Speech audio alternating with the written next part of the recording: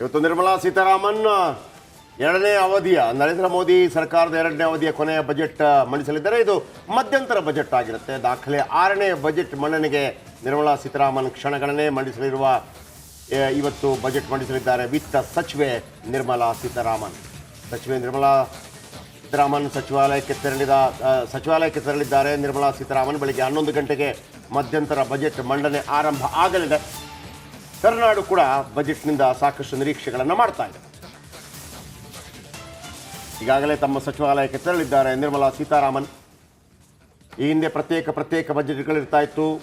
Railway budget ಪ್ರತ್ಯೇಕ ಮತ್ತು ಕೇಂದ್ರ ಬಜೆಟ್ ಪ್ರತ್ಯೇಕ. ಈಗ ಅವೆಲ್ಲವನ್ನು ಜೊತೆಗೆ ಸೇರಿಸಲಾಗಿದೆ. ಕರ್ನಾಟಕದಲ್ಲೂ ಕೂಡ ಯಡಿಯೂರಪ್ಪನವರ ಕಾಲಾವಧಿಯಲ್ಲಿ ಪ್ರತ್ಯೇಕ ಕೃಷಿ ಬಜೆಟನ್ನು ಮಂಡಿಸಲಾಗ್ತಾ ಇತ್ತು. ನಂತರ 2013ರಲ್ಲಿ ಅಧಿಕಾರಕ್ಕೆ ಬಂದಂಥ ಸಿದ್ದರಾಮಯ್ಯನವರು ಅವೆಲ್ಲವನ್ನು ಮತ್ತೆ ಒಂದುಗೂಡಿಸಿ ಒಂದೇ ಬಜೆಟನ್ನು ಮಂಡಿಸುವುದಕ್ಕೆ ಶುರು ಮಾಡಿದರು. ಬೆಳಗ್ಗೆ 11 ಗಂಟೆಗೆ ಮಧ್ಯಂತರ ಬಜೆಟ್ ಮಂಡನೆ. ಭಾಳ ಮುಖ್ಯವಾಗಿ ಮಧ್ಯಮ ವರ್ಗಕ್ಕೆ ನಿರೀಕ್ಷೆಗಳಿರೋದು ರೆಪೋ ದರ ಪದೇ ಏರ್ತಾ ಇರೋ ಕಾರಣಕ್ಕಾಗಿ ಆಗ್ತಾ ಇರುವಂಥ ಒಂದು ತಲ್ಲಣ ಬಡ ಮಧ್ಯಮ ವರ್ಗದಲ್ಲಿ. ಅದು ಹೋಮ್ ಲೋನ್ ಆಗಿರ್ಬೋದು, ಗೃಹ ಸಾಲ ಇರ್ಬೋದು, ಅಥವಾ ಇನ್ನಿತರ ಲೋನ್ಗಳಾಗಿರ್ಬೋದು. ಯಾಕಂದರೆ ನರೇಂದ್ರ ಮೋದಿಯವರು ಆರಂಭದಲ್ಲಿ ಅಧಿಕಾರಕ್ಕೆ ಬಂದಂಥ ಸಂದರ್ಭದಲ್ಲಿ ಹೋಮ್ ಲೋನ್ಗಳ ಪೈಕಿ 8% ಇದ್ದ ಕಾರಣಕ್ಕಾಗಿ ಬಹಳ ದೊಡ್ಡ ಮಟ್ಟದಲ್ಲಿ ಅದೊಂದು ರೀತಿಯಲ್ಲಿ EMI ಯಲ್ಲಿ ಕಡಿತ ಉಂಟಾಗಿದೆ.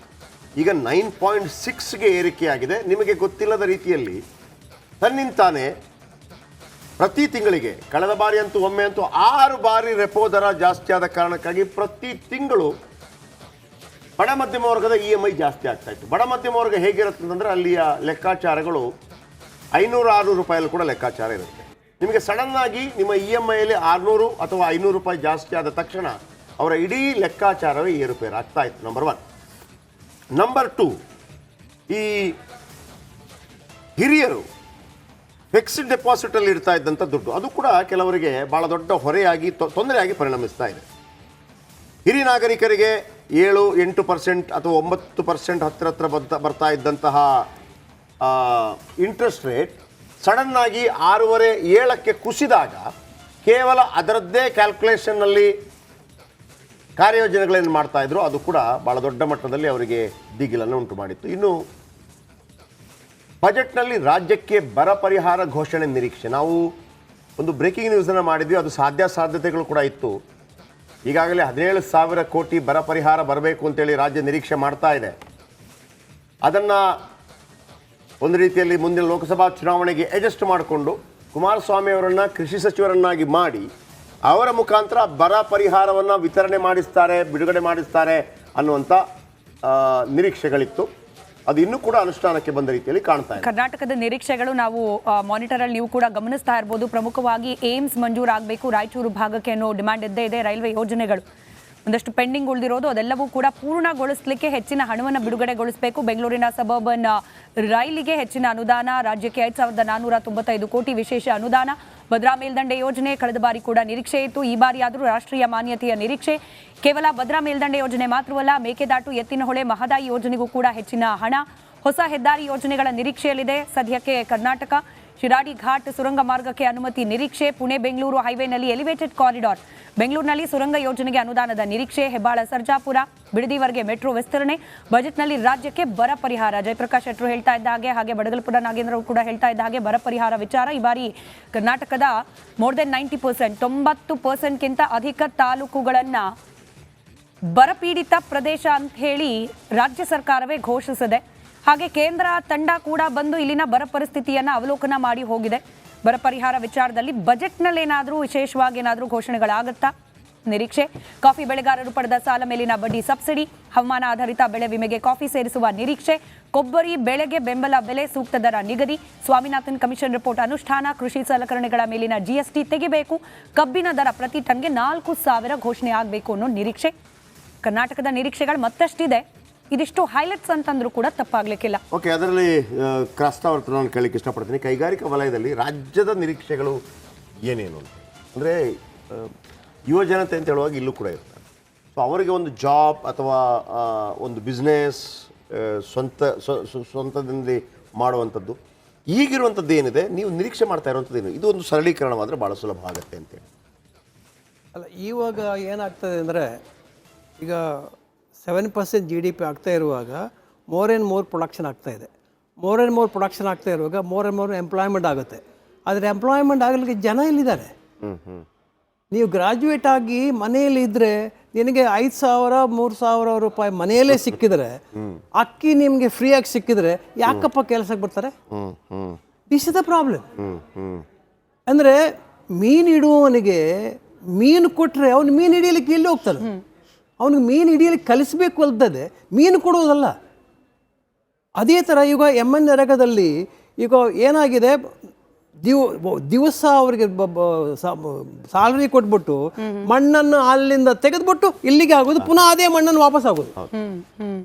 ಅದರ ಬದಲು ನಾವು ಏನು ನಿರೀಕ್ಷೆ ಮಾಡ್ತೀವಿ ಅಂದರೆ ಈ ನರೇಗಾದಲ್ಲಿರುವ ಕಾಸನ್ನು ಮತ್ತು ಈ ಗ್ರಾಜ್ಯುಯೇಟ್ಸ್ಗಳಿಗೆ ಕೊಡುವ ಈ ಇದು ಗ್ಯಾರಂಟಿ ಇದೆಯಲ್ಲ, ಅದನ್ನು ಲಿಂಕಪ್ ವಿತ್ MSME. ಒಂದು ವೇಳೆ ಅವರಿಗೆ ಕೆಲಸ ಕೊಟ್ಟರೆ ಡೈರೆಕ್ಟಾಗಿ ಅವನ ಅಕೌಂಟ್ಗೆ ಹಾಕಿ ನಾವು ಸರ್ಟಿಫಿಕೇಟ್ ಕೊಡ್ತೀವಿ. ಇಂಥವ್ರನ್ನ ನಾವು ನೋಡಿ ಟ್ರೈನ್ ಮಾಡಿಬಿಟ್ಟು ಕುಶಲ ತರಬೇತಿ ಕೊಟ್ಬಿಟ್ಟು ಟ್ರೈನ್ ಮಾಡಿಬಿಟ್ಟು ನೋಡಿ ನಾವು ಇಷ್ಟು ಕೆಲಸ ಕೊಟ್ಟಿದ್ದೀವಿ, ಆವಾಗ ನೀವು ಡೈರೆಕ್ಟಾಗಿ ಕೊಟ್ಬಿಡಿ. It has to be link to the employment. ಇದರಿಂದ ಏನಾಗ್ತದೆ, ಎಂಪ್ಲಾಯ್ಮೆಂಟ್ ಜನ್ರೇಷನ್ ಜಾಸ್ತಿ ಆಗುತ್ತೆ. ಈಗ ಏನು ನಾರಿ ಶಕ್ತಿ ಅಂತ ಹೇಳ್ತಾ ಇದ್ರಲ್ಲ, ಈಗ ಹೆಣ್ಮಕ್ಕಳು ಹಳ್ಳಿಯಿಂದ ಕೆಲಸಕ್ಕೆ ಬರಲ್ಲ ಅಂತ, ಇದೊಂದು ಪೂರಕವಾಗಿ ಕೆಲಸ ಆಗುತ್ತೆ. So this is what you expect. Otherwise employment generation ಇವಾಗ ನೀವು 48% ನಮ್ಮ ಸೂಕ್ಷ್ಮ ಮತ್ತು ಸಣ್ಣ ಕೈಗಾರಿಕೆಯಲ್ಲಿ ಇದೆ ಅಂತ ಹೇಳಿದಾಗ, ಅಂದರೆ out of the 6.3 crores of MSME 95% are ಸೂಕ್ಷ್ಮ, 4% ಸ್ಮಾಲ್, 1% ಮೀಡಿಯಮ್.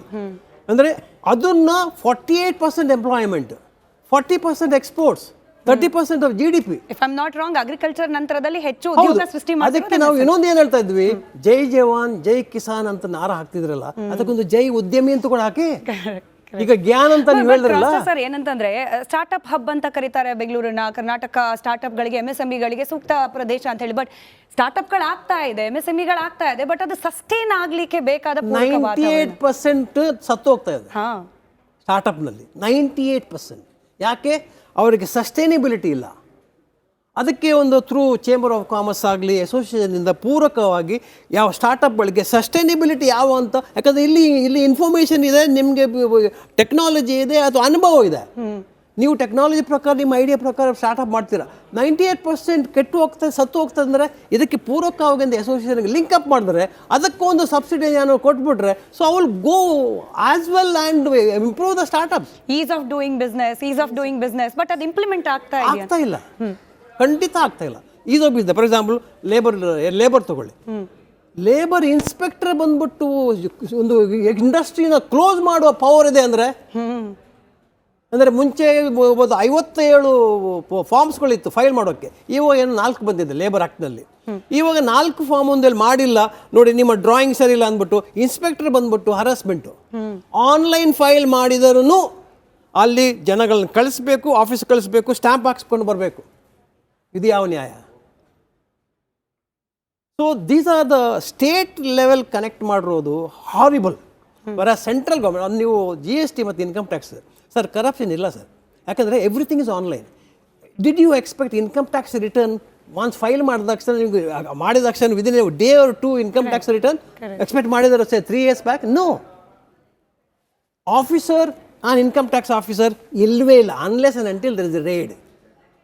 ರೇಡ್ನಲ್ಲಿ ಕೂಡ ಹೇಗೆ ಇನ್ಕಮ್ ಪೋರ್ಟಲ್ನಿಂದ ಜನರೇಟ್ ಆದ ಇನ್ಫಾರ್ಮೇಷನ್ ಮೇಲೆ ಅವ್ರು ರೈಡ್ ಮಾಡೋದು, ಅದಕ್ಕೂ ಮೇಲ್ಗಡೆ ನೋಡುವವರಿದ್ದಾರೆ, directly linked with the commissioners, chief commissioner. So income tax and GSTನಲ್ಲಿ ಕರಪ್ಷನ್ ಇಲ್ಲ. ಪ್ರಾಬ್ಲಮ್ ಇನ್ಕಮ್ ಟ್ಯಾಕ್ಸ್ ಪ್ರಾಬ್ಲಮ್ ಇಲ್ವೇ ಇಲ್ಲ ಅಂತೇಳಿ, ಬಟ್ ಉದ್ಯಮಿಪತಿಗಳಿಗೆ ನಾನು ಹೇಳ್ತಾ ಇಲ್ಲ. GST ಇನ್ಕಮ್ ಟ್ಯಾಕ್ಸ್ನಲ್ಲಿ ಇಲ್ಲ, ಯಾಕಂದರೆ ಎವ್ರಿಥಿಂಗ್ ಈಸ್ ಆನ್ಲೈನ್. ಯಾವಾಗ ನಿಮಗೆ ಕರಪ್ಷನ್ ಬರೋದು, ಯಾವಾಗ ನೀವು ಅಧಿಕಾರಿಗಳನ್ನು ಮೀಟ್ ಮಾಡಬೇಕೋ ಆವಾಗ ಮಾತ್ರ. ಇವಾಗ ಅಧಿಕಾರಿಗಳು ಮೀಟ್ ಮಾಡೋ ಅವಶ್ಯಕತೆನೇ ಇಲ್ಲ, everything is online. So corruption ಅಂತ GST ಮತ್ತು ಇನ್ಕಮ್ ಟ್ಯಾಕ್ಸ್ ಪ್ರಾಸಿಬ್ಲಿ ಇದು ಮಿಸ್ಅಂಡರ್ಸ್ಟ್ಯಾಂಡಿಂಗ್ ಆಗಿರ್ಬೋದು ಅಲ್ವೇ, ಇಲ್ಲದ್ರೆ ಕರಪ್ಷನ್ ಇಲ್ಲವೇ ಇಲ್ಲ. Central government everything is stream line.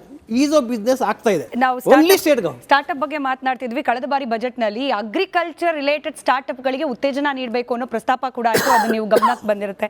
But ಇದು ನಿಜಕ್ಕೂ ಕೂಡ ಈ ಅಗ್ರಿ ಆಕ್ಸಿಲರೇಟ್ ಮಾಡಬೇಕು ಅಂತ ಹೇಳಿ, ಅಗ್ರಿಕಲ್ಚರ್ ಬೇಸ್ಡ್ ಸ್ಟಾರ್ಟ್ಅಪ್ಗಳನ್ನು ಆಕ್ಸಿಲರೇಟ್ ಮಾಡಬೇಕು ಅಂತ ಹೇಳಿ ಅದಕ್ಕೆ ಒಂದಷ್ಟು ಬದಲಾವಣೆಗಳನ್ನು ತರೋ ಪ್ರಯತ್ನ, ಅದಕ್ಕೆ ಪೂರಕವಾದ ಒಂದಷ್ಟು ಯೋಜನೆಗಳನ್ನು ಘೋಷಣೆ ಮಾಡೋ ಪ್ರಯೋಜನ ಆಯಿತು.